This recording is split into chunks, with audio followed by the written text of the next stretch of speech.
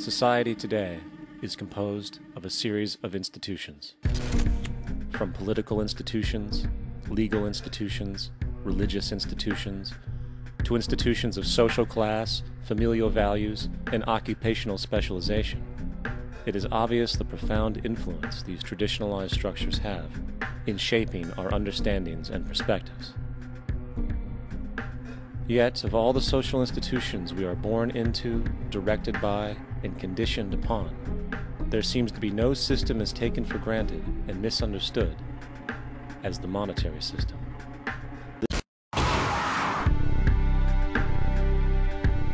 In a world where 1% of the population owns 40% of the planet's wealth, in a world where 34,000 children die every single day from poverty and preventable diseases, and where 50% of the world's population lives on less than $2 a day, one thing is clear: something is very wrong.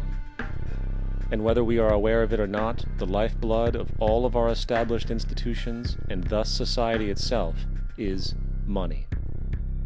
Therefore, understanding this institution of monetary policy is critical to understanding why our lives are the way they are.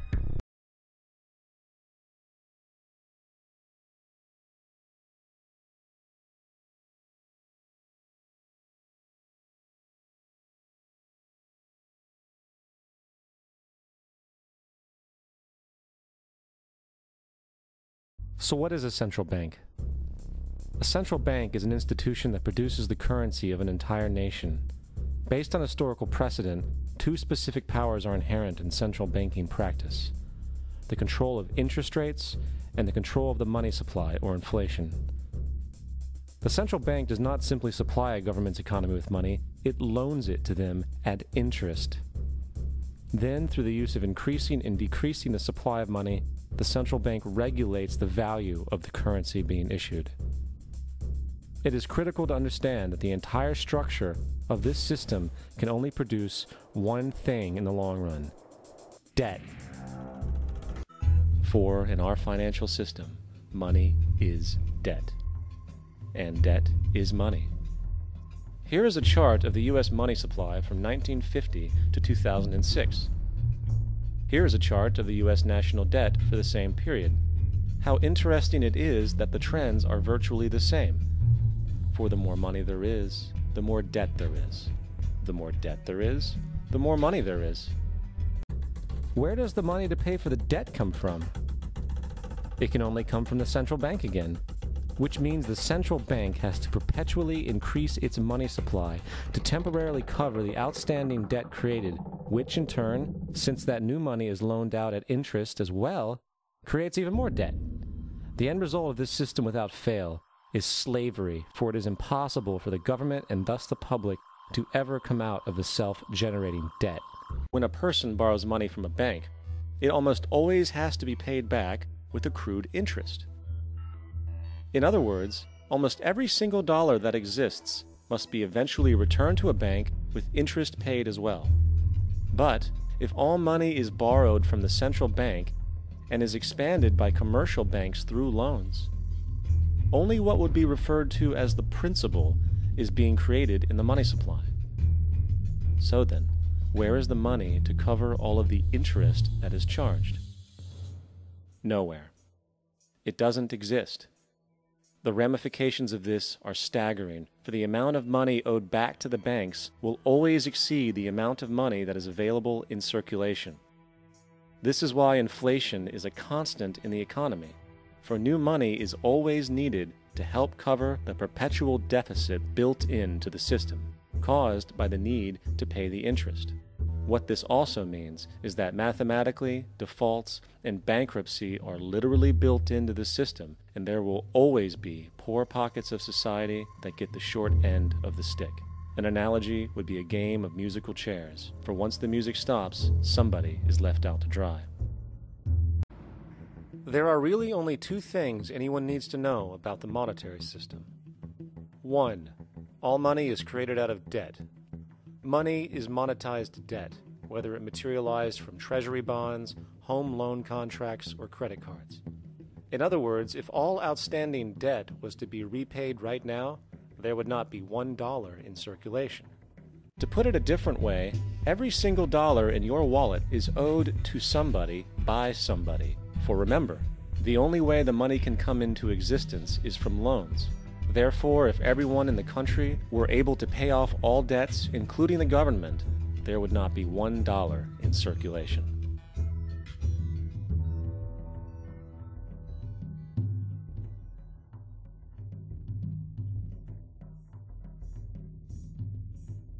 And 2, interest is charged on virtually all loans made, and the money needed to pay back this interest does not exist in the money supply outright. Only the principal is created by the loans, and the principal is the money supply. So, if all this debt was to be repaid right now, not only would there not be $1 left in circulation, there would also be a gigantic amount of money owed that is literally impossible to pay back, for it does not exist. The consequence of all of this is that 2 things are inevitable: inflation and bankruptcy. As far as inflation, this can be seen as an historical trend in virtually every country today, and easily tied to its cause, which is the perpetual increase of the money supply, which is required to cover the interest charges and keep the system going. As far as bankruptcy, it comes in the form of debt collapse. This collapse will inevitably occur with a person, a business, or a country, and typically happens when the interest payments are no longer possible to make. And while we have seen the bailouts of corporations and banks by governments, which of course comedically borrow their money from banks to begin with, we are now seeing attempts to bail out whole countries by conglomerates of other countries through the international banks. But how do you bail out a planet? There is no country out there that isn't now saturated in debt. The cascade of sovereign debt defaults we have seen can only be the beginning when the math is taken into account. Economists are now foreshadowing that within a few decades, 60% of the countries on the planet will be bankrupt. All because of this elaborate fiction. What are we, fucking stupid? It's time to wake up. Then came the crash of 1929, which began what we now call the Great Depression. I found it difficult to understand why millions were out of work, homeless, starving, while all the factories were sitting there. The resources were unchanged. It was then that I realized that the rules of the economic game were inherently invalid. Shortly after came World War II, where various nations took turns systematically destroying each other. I later calculated that all the destruction and wasted resources spent on that war could have easily provided for every human need on the planet. Since that time, I have watched humanity set the stage for its own extinction. I have watched as the precious finite resources are perpetually wasted and destroyed in the name of profit, and I have watched as the monetary powers control the political structure of supposedly free societies. I'm 94 years old now, and I'm afraid my disposition is the same as it was 75 years ago. This shit's got to go.